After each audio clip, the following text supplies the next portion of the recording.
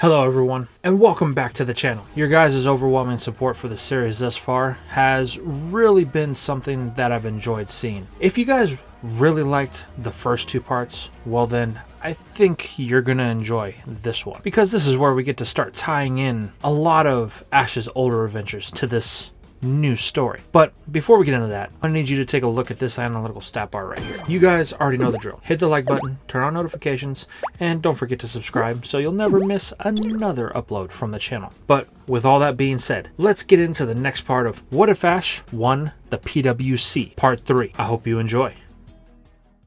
We begin today's episode with our heroes arriving at the site of Go's latest research task, Shamouti Island. The boat ride there was uneventful. Ash, Go, and Chloe spent their time learning more about each other. But the topic that has been at the forefront of the discussion is the time Ash spent in the Orange Islands. He mostly talks about the adventures he had and the world-ending threat that happened when he arrived on Shamouti. As the trio exits the boat, Ash is met with the familiar face, Melody, the keeper of the Shamouti Shrine. Ash, it's been a while, she says. It sure has. How have things been, he asks. Any world-ending threats? A flirtatious giggle leaks from Melody as she and Ash begin to catch up. All Go and Chloe can do is watch in pure curiosity at this. How is he this oblivious, Chloe thinks, while Go wonders how Ash has so many friends. People just seem to flock to him. They vibe with him. While this doesn't bother Chloe, Go on the other hand begins to show signs of what could be jealousy. This causes him to rudely interrupt Ash and Melody. We're here for a job,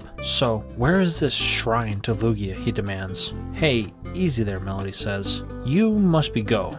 Ash told me about you and your assignment. Don't worry, we'll see it. But first, how about a little bit of fun and food? This is all Ash needs to hear, as Go is outvoted by him and Chloe. What follows is a day of fun in the sun, as they get to experience the local culture of the island. Ash sees some familiar faces, like Melody's sister and the island elder. The day turns to night, and with each passing hour, Go grows more irritated at the lack of progress with his assignment. This culminates with an outburst at dinner that silences the room. Once Go actually realizes that his behavior was highly unnecessary, embarrassment sets in, and he runs off. What was that about? Melody asks. I have no idea, Ash says, while Chloe sits in silence, merely looking out into the night where Go ran off to. As that happened, a certain bunny watches from afar. Once Go disappears, the fire rabbit takes off into the darkness after the human of its desire. While this is happening, a certain group of evildoers is doing their best to stay out of the sight of Ash, while staying close as they are secretly using the Torps and his friend's info to travel back to Kanto. And they can only get that info if they are close to him.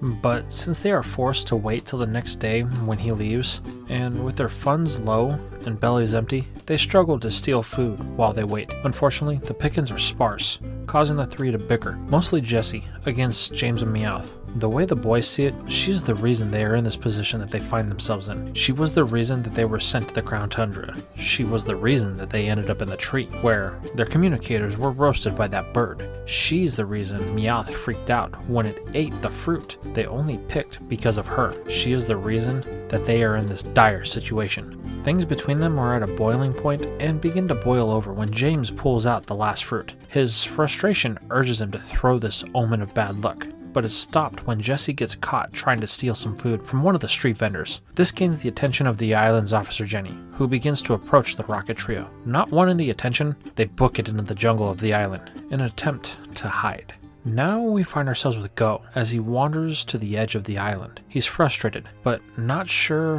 what about more. The fact that he hasn't done his task, or the fact that the first person he started to consider a friend is having a fun time with other people. His thoughts are his own prison as he sits on the edge of his cliff, alone, the same way he always is. Tears well in his eyes, only for a moment, when a voice catches him off guard. Having a bad day, it asks? Turning, Go asks who's there, only to be met with the sight of a Pokemon, a Slowking. Not seeing a person, Go thinks his mind is playing tricks on him, a product of his loneliness. However, his thought is interrupted when a voice says again, "It's rude to ignore someone talking to you." Again, the boy turns, only to see the same Slowking. Go thinks to ask if that Pokemon is the one that's talking, but doesn't even complete his thought, calling himself crazy for thinking such a thing was possible. However, the boy watches as the mouth of the Pokemon begins to move and talk in a language he knows. This freaks Go out, causing him to stiffen up. Are you here to take my soul, demon? Go asks with a stutter.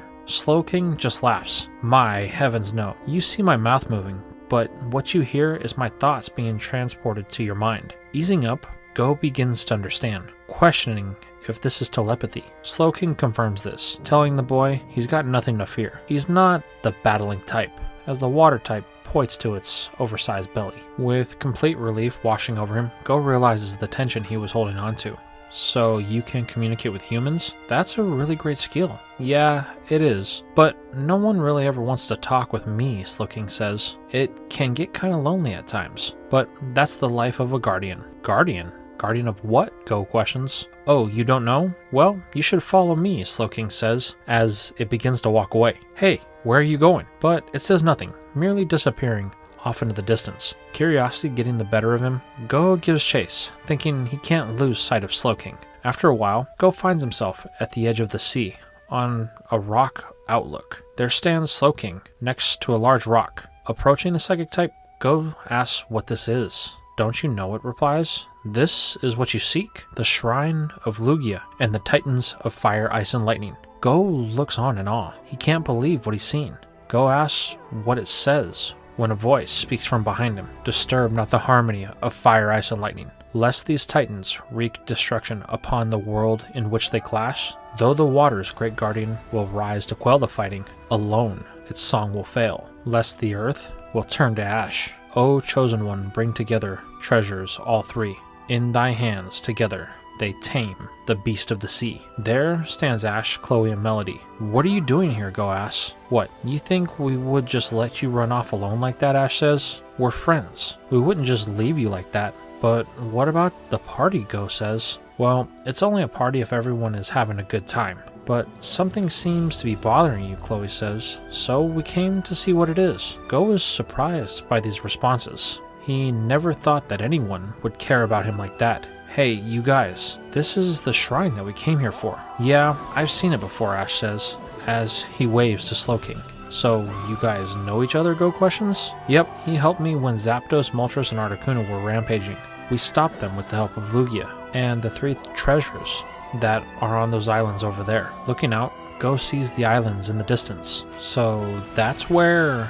Yep, Ash says, they live there. Can we visit them? Go questions. To which Melody says it's in their best interest if they don't. The message on the tablet isn't just a cryptic saying, it's a warning about disturbing the trio. It could throw off the balance once more. Man, Go says. Well, at least we have this, he says, as he begins to take pictures. As Go does, he notices a part of the shrine is missing and asks about it. Melody tells him she doesn't know anything about that. It's been lost for centuries. For all they know, it could have been another warning or just a history of the island. But if you want to see something really special, watch this. Pulling out her flute, Melody begins to play the song of her people. Suddenly, the stone pillars around them begin to glow as the notes are struck. Go and the others watch in amazement as this triggers a brief cry in the distance. As the song finishes, Go begins to understand this place. He's quiet as he looks out over the open ocean as a calm he's never known washes over him. Then he notices something off the coast that he points out to everyone. Hey, look at that. Everyone strains their eyes in the light of the full moon. While the others really don't know what it is, Ash does, as a familiar cry calls out to him and Pikachu. It can't be, Ash screams, as he runs for the beach. Giving chase, the others wonder what Ash is on about, only to find him trekking into the water as a Pokemon comes into view. Lapras, Ash yells. It's so good to see you. Go and Chloe look on as a whole herd of Lapras arrive, seemingly unfazed by Ash. Hey guys, this is a really good friend of mine, Lapras. It used to help me and my other friends when we traveled the Orange Islands. Go can't believe it. This kid has made friends wherever he goes. Secretly, Go is a bit envious about this, as he watches Chloe go meet Ash's friends, but he has little time to dwell as he must send these to Professor Cerise right away. However, this is stopped by Ash. You guys, isn't it amazing? Lapras has offered to give us a ride through the islands as far as Pomelo Island. That means we can get to Kanto in half the time. While Go is excited about this, seeing the home of Mew, traversing the open ocean on the back of a Pokemon is something he's not too thrilled about. But if it will get him to Mew, then he will do it. With their travel plans set, the group heads back to the party to enjoy the rest of the night. The next morning, after Go has talked to Professor Cerise, the group sets off with the Lapras herd, bound for Pomelo Island. While Chloe and Go see this as just their next stop, Ash has something else in mind after seeing the Masters 8 tournament. This just leaves Jessie, James, and Meowth. Now that the twerp and his friends are traveling by Pokemon, they can't tail them anymore, leaving them at the mercy of the winds of fate. Over the next week, we find our heroes island hopping with the Lapras as Chloe and Go meet more of the trainers and Pokemon that Ash has met so long ago. The two are surprised by how many lives Ash has touched, giving them a newfound respect. Then, the day finally arrives when the group must say goodbye to the herd of Lapras. Tears are shed between Ash, Pikachu, and his ice type, as they aren't sure when they'll see each other again. With one last wave, they disappear over the horizon. Well, Ash, we got a day until the next boat. What is there to do here? Chloe asks. Oh, there's plenty, Ash says, as he points to a massive stadium at the top of the island. This is the final gym of the Orange League. I remember it like it was yesterday when me and my Pokemon won the title of champion. Wait, you're a champion? Go exclaims in shock. Yeah, Ash says, like it's no big deal. I was the first one to beat the island's gym leader ever. And my picture is in the Hall of Fame here on the island. There's no way, Go says. Yep, come on, I'll show you, Ash says, running off. Chloe and Go give chase, barely keeping up with the excited boy. After a few minutes, the group finds themselves at the top of the hill, at a building smaller in stature than the arena, but grander in presence. Ash pushes on the doors, but they don't seem to want to open. This prompts Go and Chloe to point out this sign that says it's closed for the moment and won't reopen until tomorrow. This makes Ash a little mad, and he says that's nonsense. He's a champion, so he should be allowed in. While Go and Chloe try to discourage him, their protests are interrupted when the door finally gives way, opening for the group. Against their better judgment, Go and Chloe enter at Ash's request. Inside, the real grandeur of this place can be felt. You see, there, Ash says, as he runs to a picture. Joining him, his friends see what Ash was talking about. There he is with Pikachu and some of his other Pokemon, even Lapras. Wow, Go says. You must be a really good trainer to have been enshrined in a place like this. He's not just good, he's great, a voice echoes from behind the group. Turning, Ash smiles as a familiar face emerges from the shadows.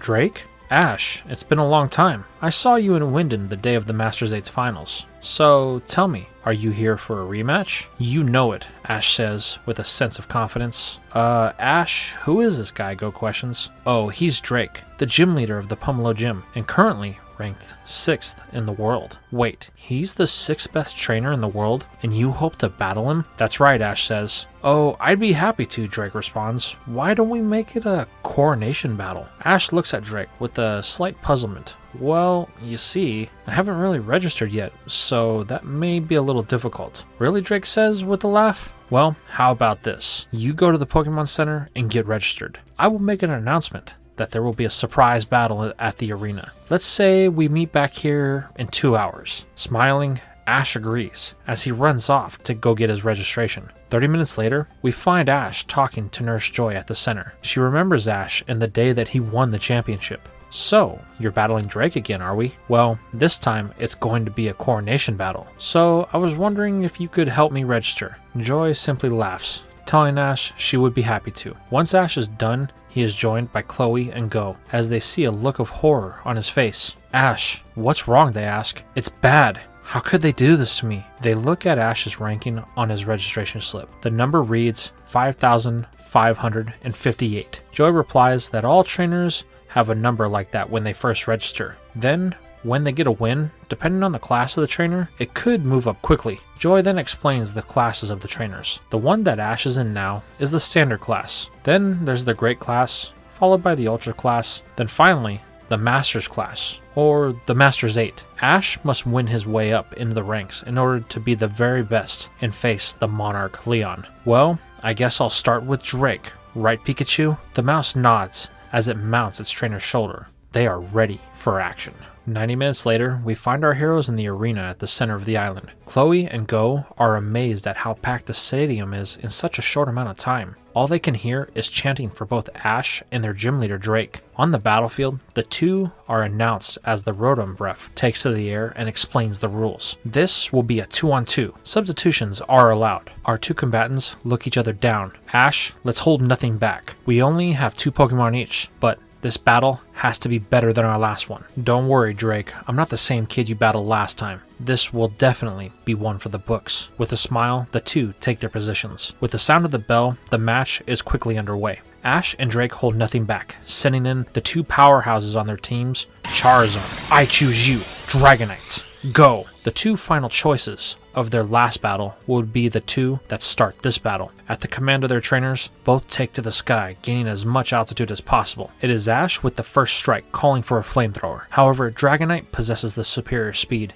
easily dodging, while circling from behind the fire lizard. With this opening, Drake calls for an Aqua Tail, thinking this will apply the most pressure. However, Ash and Charizard both won't take this line down, as they counter with the Breaking Swipes, canceling each other out. The two appear even, that is, until Drake makes things a little harder, ordering a Hurricane. Unable to dodge in time, Charizard is caught in the maelstrom, being driven to the ground below. Thought this was different, Ash. So far, things seem the same as they were before. Oh, don't worry, we're just getting started. Charizard, stand up. The winged salamander blows fire, showing it's not the same Pokemon that lost to Dragonite before. Things will be different this time. With its determination higher than ever, Charizard takes to the air. Ash knows they need to put some serious damage in, or all that talk will be just that, but he knows just what they need to do for this. Ash orders Charizard to rush Dragonite. Doing so, Drake responds with another Aqua Tail, hoping to catch the lizard once more. This is where Ash enacts his plan, calling for a flamethrower. Colliding, steam begins to fill the airspace above the gym. Drake calls to his Pokemon, but the response is slow. Wanting to see what's going on, the leader orders another Hurricane to blow away the veil. Dragonite is able to do so, only to reveal that Charizard and it are face to face, locked in a bear hug midair. Drake orders Dragonite to break free by any means. Shaking and bucking, the dragon can't seem to lose Charizard. It has a death grip on it. Dragonite, use Dragon Claw. This hits Charizard in the gut, in hopes it will separate the two. But still, the lizard persists. Dragonite is now becoming increasingly tired, and the two are steadily losing altitude.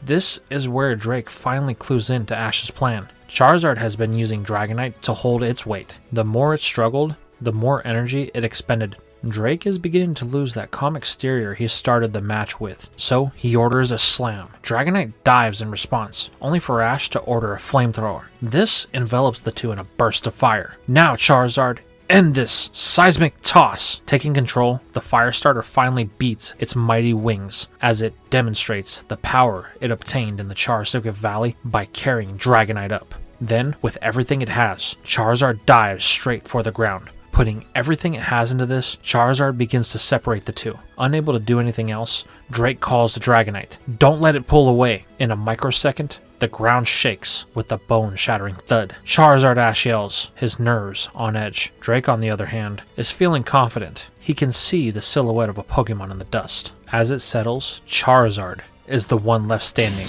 though just barely. Ash begins to smile as Dragonite has spirals in its eyes. The Rotom ref begins to make the call for Charizard as the winner, when it too topples over with the effects of the battle, making this first part a draw. The crowd goes wild. These two never fail to deliver. Go and Chloe watched on in stunned silence. Ash really is the trainer he says he is. Back on the field, both recall their aces, thanking them for a hard-fought battle. Drake compliments Ash on his Charizard's strength. Last time, it could barely keep up with Dragonite. This time, it was able to tie. That's some real growth. Thanks, Drake. Though the last move could have gone either way. Charizard used its tail at the last minute to force Dragonite back into position, so it took most of the impact. Well, either way, you both earned that battle. Let's make the next one just as exciting, shall we? Drake says, pulling out his last Pokeball. Oh, it will be, Ash responds. Drake is the first to choose. Venusaur, go! Drake's starter hits the field with the bellow of its name. Wow, it's a bit bigger than last time, Ash thinks. Oh well. Size isn't everything. Gible, I choose you. The baby shark takes to the sand battlefield of the Pomelo Stadium. Gible can feel the terrain beneath its feet. This is home. Well, Ash, shall we begin? Venusaur, use sleep powder. The flower on its back begins to contract as the dust bursts from its bud. However, this is a simple battle for our heroes, as Gible uses Dig at the command of its trainer. Tunneling under the battle area gives the land shark a slight advantage, with Venusaur's massive size making it slow to the response when Gible is able to surface with a Dragon Pulse that lands, only for it to dive again. Fortunately for Drake, he's in no rush, as he tells his starter to wait. Their time is coming. Ash is feeling confident, telling Gible to keep it up. That is, until Gible tries for an Iron Head. Upon contact, the leaves of Venusaur's flower wrap around the ground type with the command of a Giga Drain from Drake.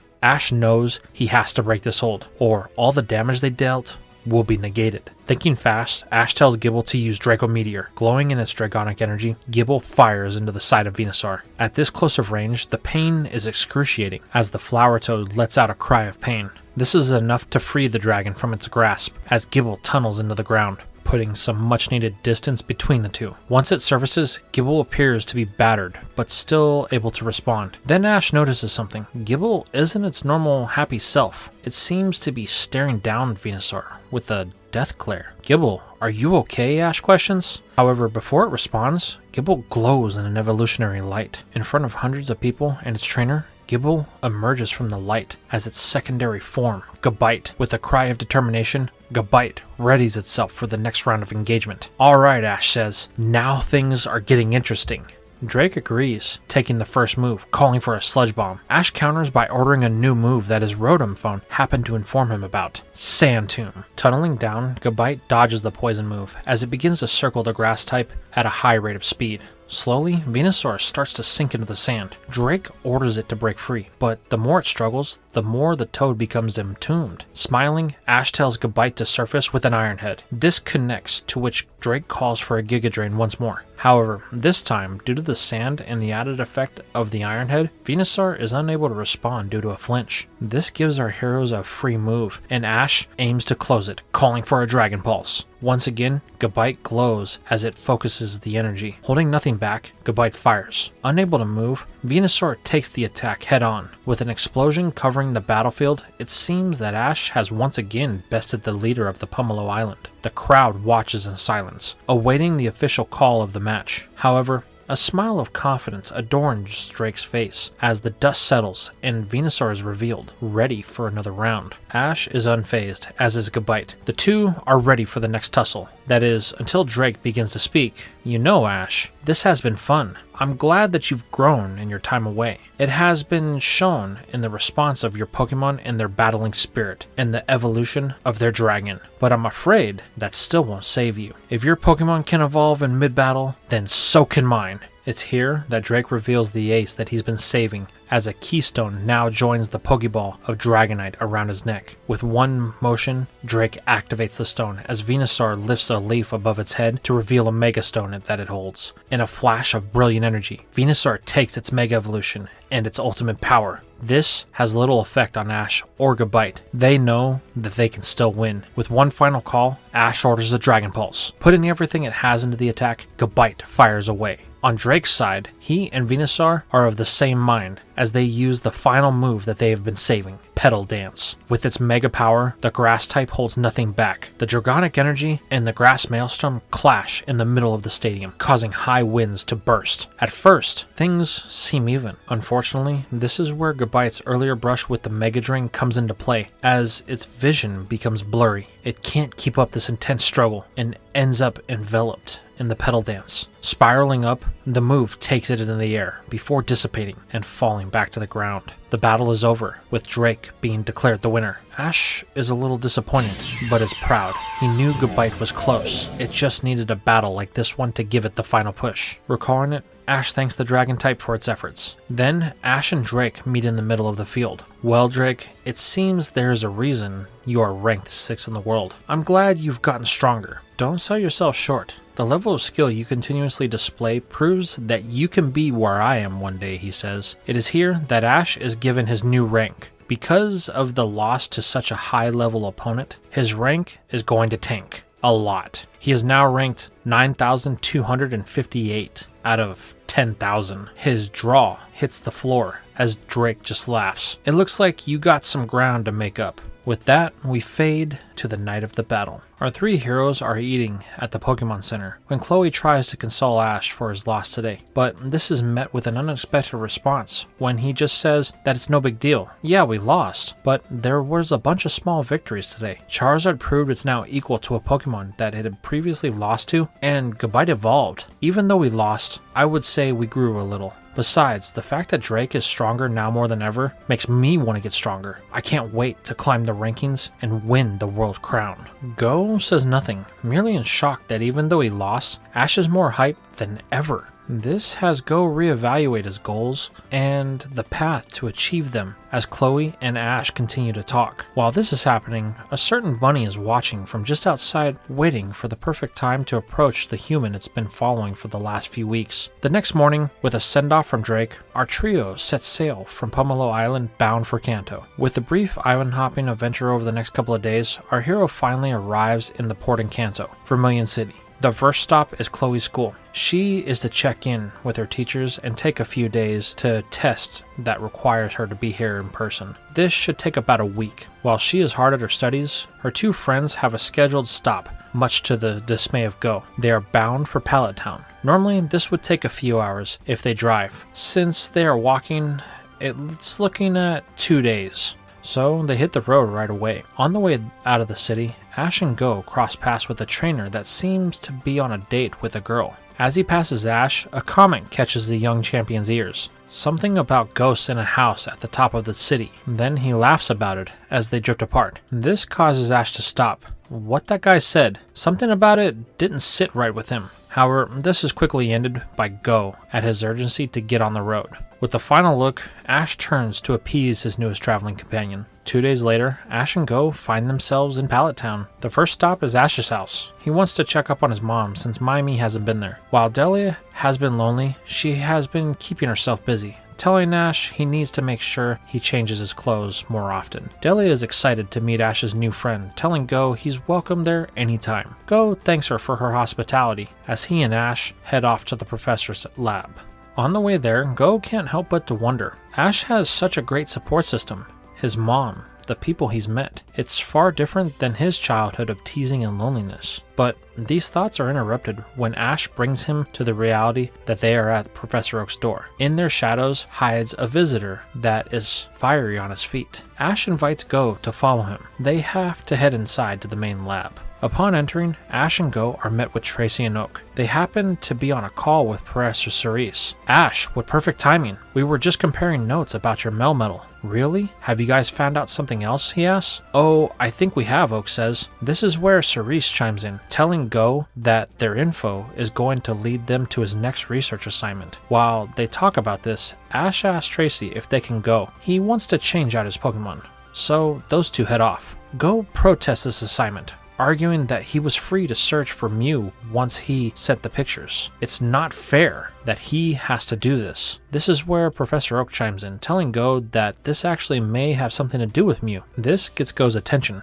Outside, we find Scorbunny, who seems to have lost track of the human it was following, finding itself getting into all kinds of trouble as it wanders into the territory of Pokemon that live on Oak's property. It eventually comes to the point that it crosses paths with one of the Mons that protect the area, Bulbasaur. It doesn't know this Pokemon and isn't happy that it seems to be the cause of all the trouble that has been happening over the last couple of minutes. Sheriff Bulbasaur wants Scorbunny out of its area, so it turns on the pressure. This unfortunately has a negative effect as it causes more turmoil as Scorbunny becomes more acquainted with Ash's Pokemon while they attempt to subdue it one by one. All the commotion gets Ash and Tracy's attention. Back with Go, he finds out that there are some ruins that were built to honor certain Pokemon. Lately, they've been discovering small nods to Mew. While that is exciting, there is something that is far more invigorating. It seems that this Mew was a giant Mew by the depictions. Is this true? Go responds. Oak confirms, telling Go that they have already found 3 Pokemon that were probably what are known as Dynamax Pokemon. The strange thing is, they never shrank. We don't know what, but there is something that ties Mew to the Dynamax phenomenon there. With this new info, Go changes his position, now wanting to find out more. While I know this is exciting, there is one more thing that has been found in this place. There seems to be depictions on the walls of some that are found here in Galar, and it seems they are carvings of Melmetal. Go's jaw hits the floor. What? Why? How? We don't know, Cerise says. That's why we want you and Ash to go check it out. Once you complete this, then you can head to that place that Ash promised to take you. Go nods as Professor East says he's gotta go. He must follow up with Chloe. With that, the call ends with Tracy, Ash, and Bulbasaur entering the room. However, they are not alone. In the vines of the grass type is a certain rabbit that has been captured. Look what we found, Ash says. It's a Scorbunny? What is it doing here? Go asks, only for it to break the hold and run behind Go for protection. Hey, what are you doing, Go asks, only for Professor Oak to laugh. It looks like Scorbunny thinks it's your trainer. What? No, it's a mistake. This comment triggers Scorbunny to tear up, which Go responds to by saying he doesn't even know it. However, Ash says otherwise. I think we actually do. I think it's the Scorbunny from Winden. Is that right? Ash asks. The rabbit nods, to which Go says, why would it follow us the whole way here? Because you saved it, Ash says. The fact that you save it makes Scorbunny want you to be its trainer.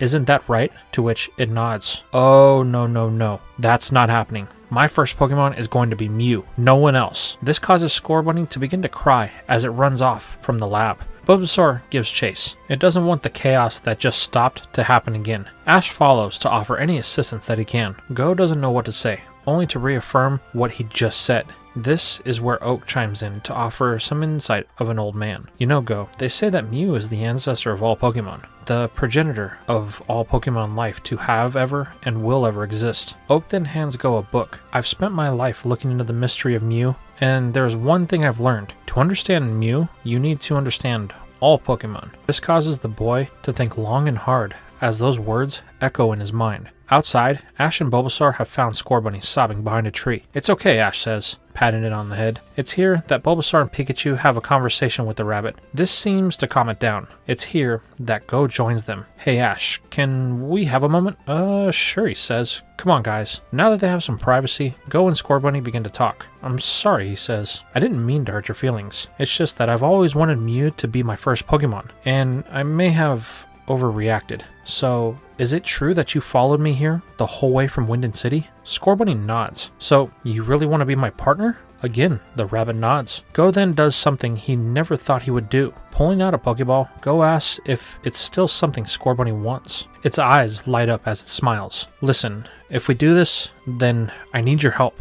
I want to catch Mew. Will you help me? Scorbunny doesn't hesitate, hitting the ball. Engulfed in light, it's absorbed into the ball as it registers as Go's first Pokemon. Moments later, Go emerges with a smile. Ash and him say nothing, only nodding. With this out of the way, Ash decides it's time to change out some Pokemon. He decides he's changing everything out for now, as he takes Noivern, Sceptile, Crocodile, Heracross, and Weasel as his next team. Now that they have their new direction, Ash and Go set out for the site of their next stop, the ancient ruins of Pokemopolis. While they head out, we can follow up with what Jesse, James, and Meowth have been doing since we last saw them. They are still trapped in the Orange Islands. Luckily, the trio have made it all the way to the one place that they know they could help them get back to the Rocket headquarters, Valencia Island. This is where the trio's arch nemesis have been stationed, Cassidy and Botch. The hope of Jesse and James and Meowth is to use them to get back to the mainland. According to what James remembers, the duo was tasked with getting Giovanni's blimp company up and running, but the reason was never given. To him and Meowth, it doesn't make sense, as even though they'd hate to admit it, those two were always more in the boss's favor than they are. However, Jessie couldn't disagree more. In her eyes, they have finally gotten what they deserve. Jessie then begins to belittle James and Meowth for even considering that those two could even be considered more valuable than they are. This rubs James the wrong way, telling Jessie that the way she's been acting lately has been real ugly, and he doesn't appreciate the way she talks to him or Meowth. Well, someone has to be the backbone of this group, she yells. You two couldn't form a thought between the two of you. It's at this point, Meowth tells Jessie that James is right. The Scratch Cat doesn't know what her problem has been lately, but she has been way more demanding than usual. Jessie, feeling like she's being ganged up on, just turns quiet as the trio arrive at their destination. Looking around, the trio was expecting a thriving business ready to expand the operations of the Great Team Rocket. However, what they find is a desolate, depressing sight of a travel company. The trio remembers the blimps being old, but were in somewhat working order. However, it looks like no one's been here since the last time they were. They begin to search around trying to find any signs of life, but nothing. James walks towards the ticket booth, hoping to at least talk to someone, but there's nothing. It's clear that for some reason, this place has been abandoned. They must have been called back to Kanto, James remarks. Well, how are we going to get home, Jessie yells. You need to figure something out. James's frustration with the redhead is starting to boil again, but before he can give her a piece of his mind, Meowth interjects, telling them they gotta see this. They give chase, finding the cat in front of what seems to be a semi-operational blimp. Well, it looks like we found our ride, Meowth says, as the trio begin to get to work. Back with Ash and Go, it took a few days, but they have finally reached the site of Go's next research assignment. This is where Ash meets up with a very old acquaintance, the young but brilliant archaeologist and the authority of this ancient site, Eve. Ash and Go arrive as she is in the middle of a dig. Well, will you look at what the skitty dragged in, she says to Ash. How have you been, Eve? Ash replies. Well, we have made some amazing discoveries in the last few years. A lot of things that change the way we understand how civilizations expanded across the world. That is actually why we are here, Ash says. Well, should I say he is here, pointing to Go. Still getting used to the interactions with people he doesn't quite know, Go tenses up. Yes, we are here to see the discoveries about Mew, the young boy says in a stiffened voice. This causes Eve to giggle a bit, as Go reminds her of a much younger, awkward self. Don't worry, it will pass, she says. However, Go has no idea what she is talking about, though he has a little time to question it, as Eve is inviting them to come see their most recent discovery. They begin walking down a flight of stairs that seems to never end. While Ash looks ahead, Go can't help but to look at the strange carvings on the wall. What are these, he says under his breath. Ash was able to hear this, telling Go that they are known as unknown. They are common in these old ruins. That's correct, Eve responds. They appear all over the world. They are one of the reasons why we think the spread of civilization is far greater than we understand. Then they come to a giant room. On the wall are carvings, many of which are very well preserved. What are these? Ash asks. This is the history of the world, Eve says. The history of the world over the past 30,000 years. If you look over here, this is what I wanted to show you. Go looks at what appears to be the story of destruction and calamity. Eve begins to tell a story about how the world is a much different place than they actually know now. For thousands of years, it was silent and peaceful, but about 20,000 years ago, there seems to be a disaster, an invader from the heavens. What kind of invader, Ash questions. Most likely a meteor, but the strange thing is, the wall says there are more than one, and they fell all over the world. Well, if that was true, then I don't think we would be here, Go responds. While it's true that life would have ended, it didn't. Then they reach the point to where the wall hasn't been translated yet. Those depictions, we don't know what they are. They seem to be giants, maybe Pokémon. While the ones that Ash and Eve experienced in the past have been identified, others on the wall have not. Eve continues to say that she's not sure if these giants depicted here are a cause or a result of the disaster. Well, why would you say that? Go responds. Because of this, Eve says, as she pushes a block on the wall. Suddenly, a wall starts to move. Behind it, a pink, purple glowing comes from a reservoir of energy. Is that a power spot? Go says. Suddenly, Ash's backpack shakes a bit. Opening it up, he sees the Dynamax band that Leon gave him. It's charged, but that should be impossible. Unless, that's right, Eve says, it is a power spot. Then that means those giant Pokemon were Dynamax? Yes, Eve says. Go then asks what this has to do with Mew.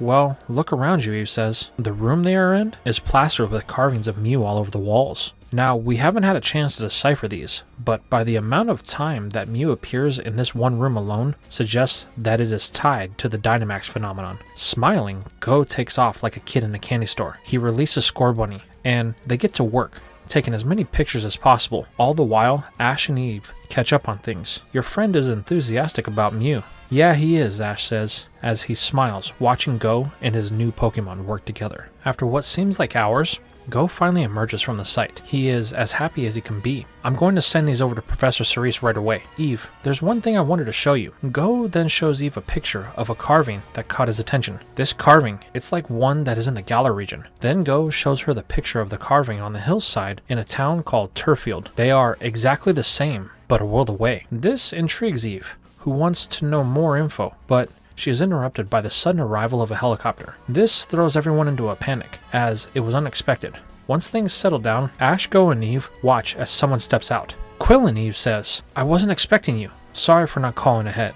I just got the orders to come," the young explorer says. "Who are these two?" "Oh, Quillen, this is Ash and Go. Go is here researching Mew, like you." Looking him up and down, Quillen steps past Go, only saying one thing: "You should leave the research to the professionals." Then he walks off. This leaves Go in a stunned silence, not sure of what he's feeling. Rage, insecurities, depression, all at once. "Oh, don't mind him," Eve says. "That's Quillen. He's the lead chaser on something called Project Mew. They specialize in one thing, finding and studying of Mew in its natural environment." "Wait, a whole team that is dedicated to finding Mew?" Go responds. "Yep, and Quillen is the best." This leaves Go with one thought. They have to get to where Ash said Mew lives. He can think about nothing else as the night fades on. The next morning, after a tense meal with this Quillen fellow and the urgency of Go, our heroes set out. Once out of sight from any prying ears, Ash wants to know why Go was so insistent that they leave so quickly. "That boy, Quillen, he's looking for Mew. I can't let him beat me to it. And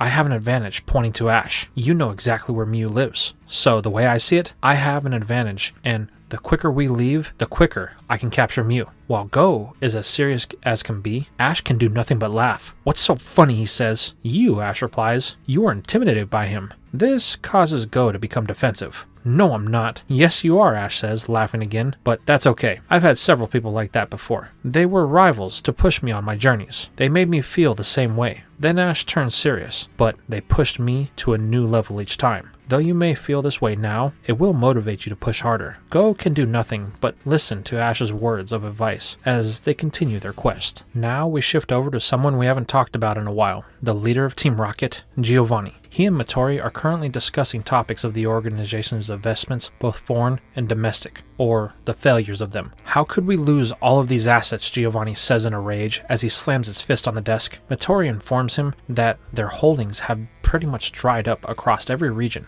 and we are slowly losing every holding in Kanto. "What of the blimps in the Orange Islands?" "It seems the ones you ordered, Cassidy and Butch, have gone on radio silence. They may have abandoned their posts, sir. This doesn't sit well with Boss Rocket. One more set of bad news, and he may do something regrettable." "And what of the 3 that we sent to the Crown Tundra?" "Unknown, sir. I lost contact with them shortly after they arrived in the Crown Tundra." Giovanni is beginning to feel his blood pressure rising. "We can't even keep the incompetent members," he says with boiling frustration. However, this outburst is interrupted by a violent shaking of the base. "Who dares attack my base?" Looking at his monitors, Matori tells Gio that he may want to look at this. At the front door of the base walks in Jesse, James, and Meowth.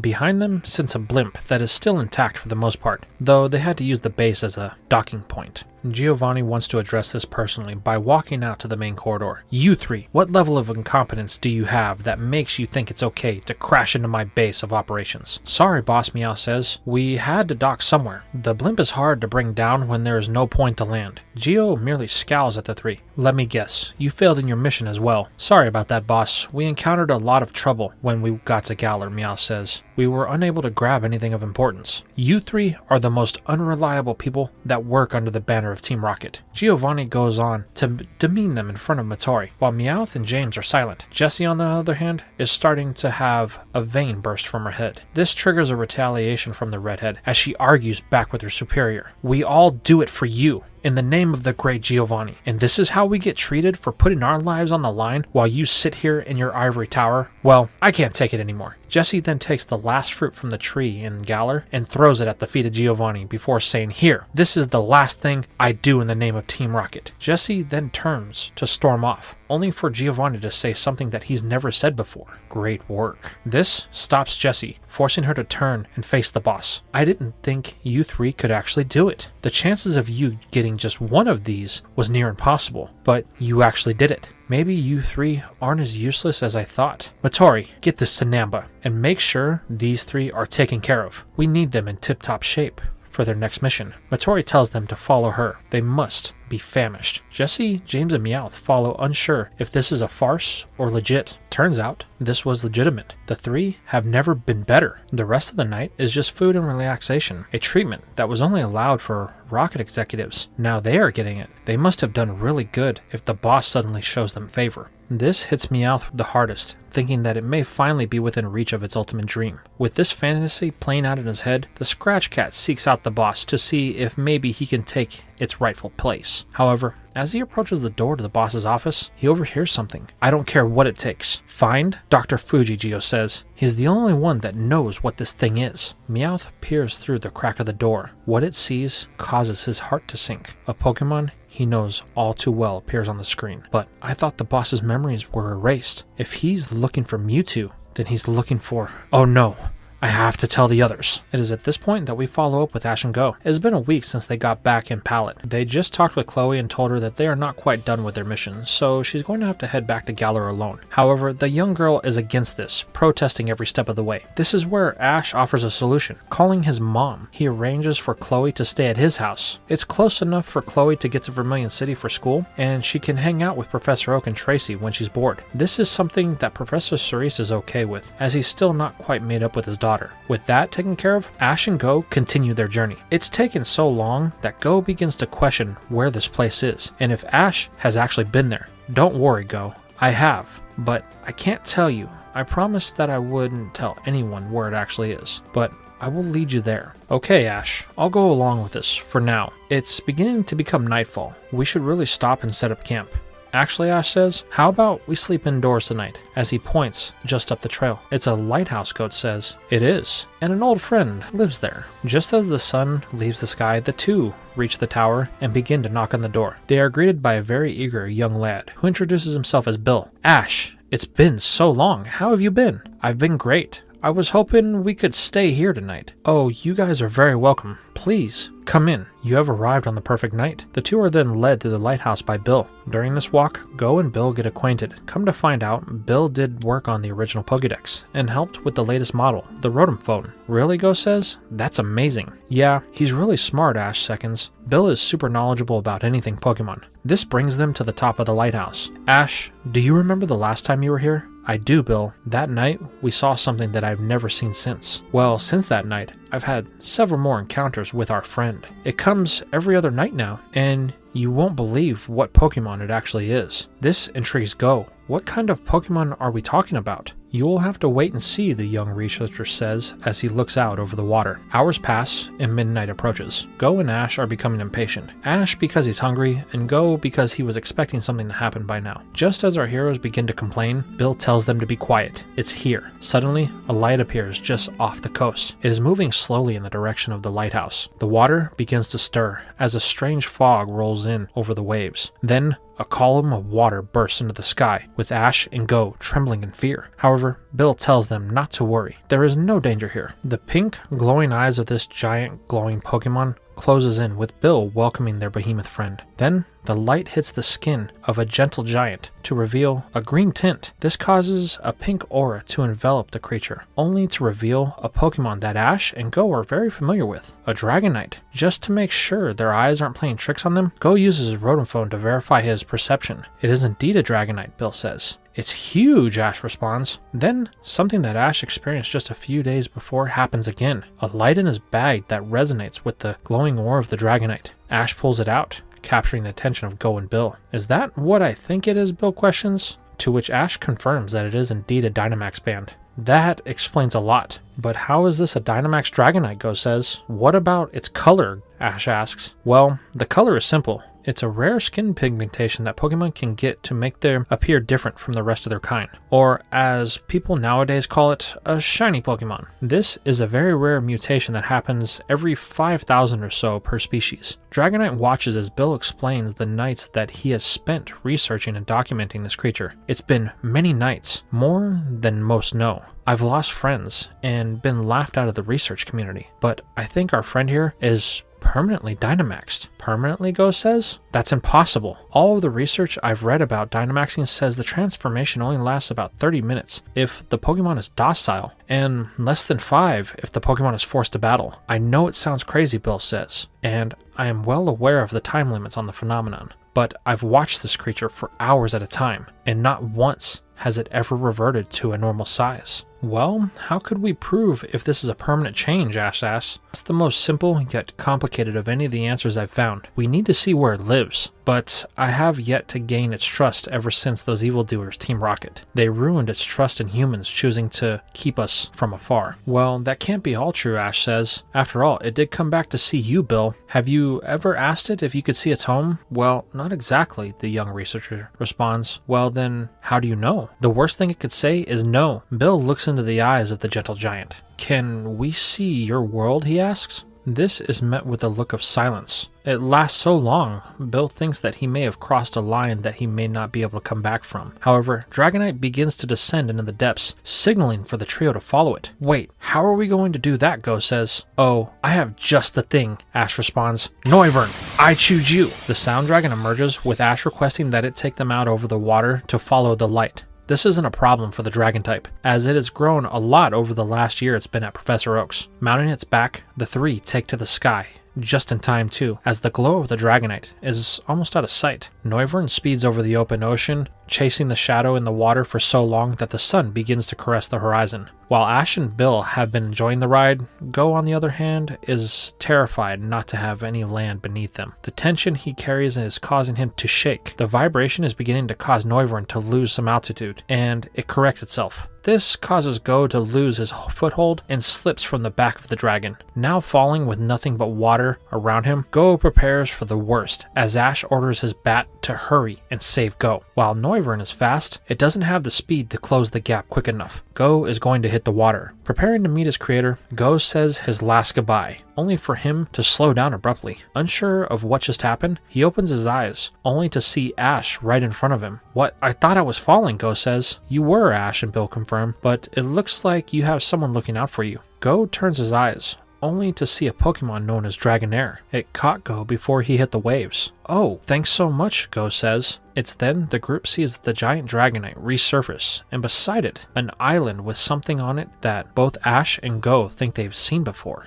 The island is surrounded by storms, which would explain why nobody's ever really found this place. Out of curiosity, the two order the dragon types to take them to the island. Once there, Ash and Go confirm their suspicions. A tree, just like the one that they saw in the Crown Tundra. It's massive, with the limbs actually covering the island like an umbrella. This provides the perfect safe space for the Dragonair and Dragonite on the island to raise their young, Dratini. Bill, Ash, and Go have never seen anything like this before. This tree has to be 3 times the size of the one in Galar. It is here that Go notices something. The only food on the island is the fruit that grows in the tree, and the dragons of the island are eating it. But it's strange. They should be grown in size as the fruit enters their body. Bill concurs Go's theory and takes down some observations. It seems the fruit that grows on this tree, while showing traces of Dynamax energy, are not as potent as the one in Galar. Go confirms this when he compares the energy readings of these fruits to the one that was left with Professor Cerise. It's here that something happens. The giant Dragonite begins to thrash about in a panic. It seems to be signaling to something under the water. Looking off the edge, our heroes notice a glowing from underneath the waves. This is followed by a dive from the Dragonite and Dragonair of the island into the water. Go's first urge is to help, so he jumps in as well. Once in, he sees something down below. It looks like the roots of the tree have worked their way into the ocean below, and there are giant fruits growing from them. There is also something attacking the fruit. Poking his head out of the water, Go relays the info to Ash and Bill. It must be a food source for the Dynamax Dragonite. That's why it's panicking, and all the others have jumped in to save it. Ash, we have to do something. Knowing he's right,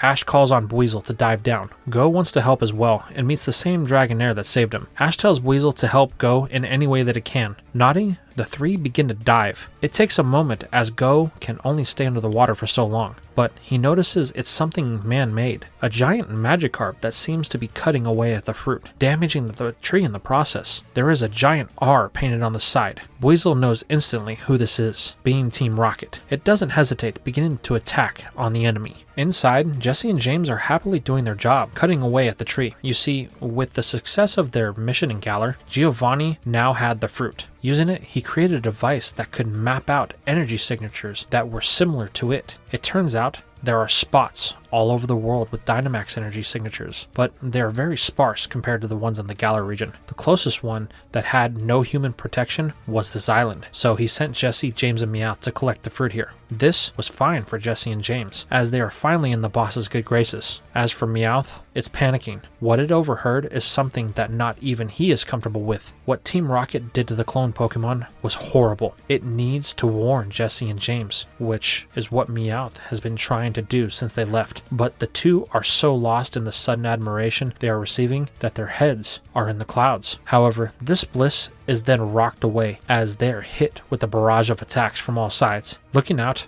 Jesse sees the local dragon types have decided to pay them a visit, but they had a defense for this, pushing a button on the console of the Carp sub that puts up a barrier. The energy shield is enough to hold off any attack as the trio slowly gathers the pieces of the giant-sized fruit. Even the giant Dragonite is unable to break through the defense. This is where Go and his new Dragonair friend make their appearance. Go notices that there is a slight weakness in the defense, so he signals to surface. Go will need Ash's assistance for this. Topside, Go explains to Ash and Bill what's going on. Someone is attacking the base of the tree that grows on the cliff under the waves. The shield they are putting up only focuses to the point of the attack to prevent it from shattering. Go will draw the fire and focus on one strike point. He needs Ash and Weasel to use that time to sneak into the weak point and attack the sub. Ash understands, and the two dive back into the water as Bill looks on, unable to really do anything. As they approach, Dragonair gives a signal to its companions to attack at its command. This gives Ash the diversion needed to break through the barrier with Weasel and Pikachu. With everything they have, an Iron Tail and Sonic Boom are able to break the mechanical arms of the sub. Then, with one final strike, the Dynamax Dragonite is able to use a Max Knuckle on the sub.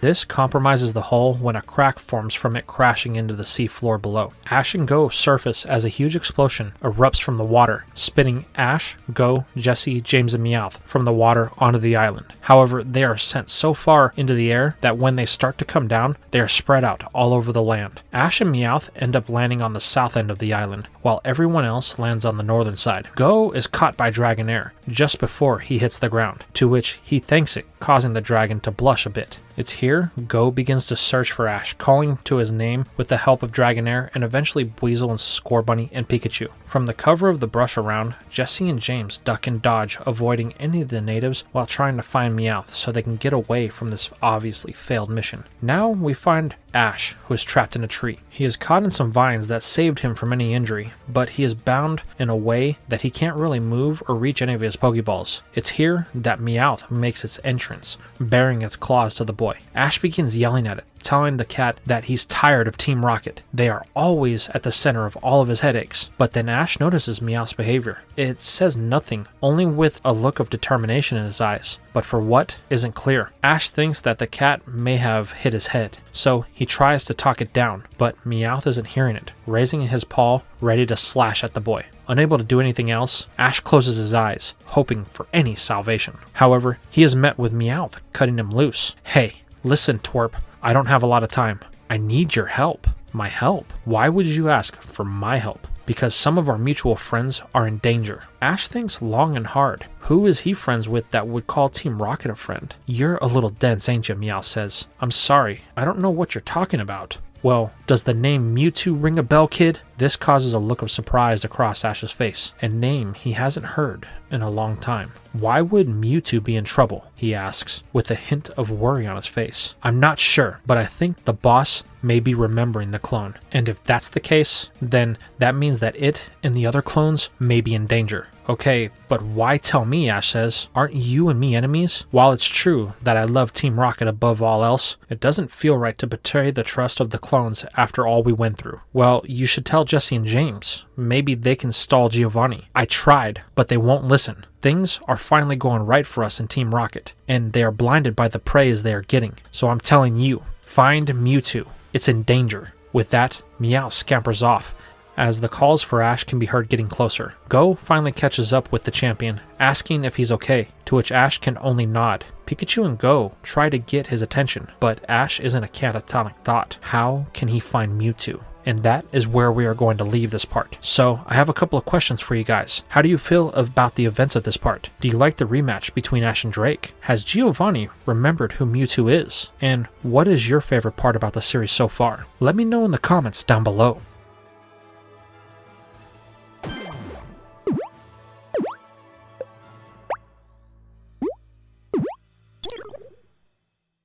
I want to thank you all for watching the video all the way to the end, and I hope you return for a future video. But with all that being said, don't forget to hop onto my Discord if you guys want to check out other content creators, or if you want help making your own content. Follow me on Twitter, and you may get the opportunity to see some behind the scenes that I'm working on. Also, if you want to help support the channel further, considering become a patron or a YouTube channel member. For only $5 a month, you're going to get up to a week's early access to all of my videos, and on any tier, you'll also get the exclusive content that I'm putting out on those two platforms, which is what if I wrote the Pokemon anime. But with all that being said, it's time to sign out the video the best way we know how, by thanking the sponsors, the YouTube channel members, and the patrons. For the patrons, we have Silver Heart Soul, Robert, Andrew McCartney, Holosif, Julian Rodriguez, Ruben Watson, Lord Explosion Murder, Flyer 943, Kevin Atran, Drax, Truevolt, Adrian Carr, Dino King, Fox King, Warney Taylor, Plus Ultraman, Megar, Kendall Green, Earth Dragon, John Larson,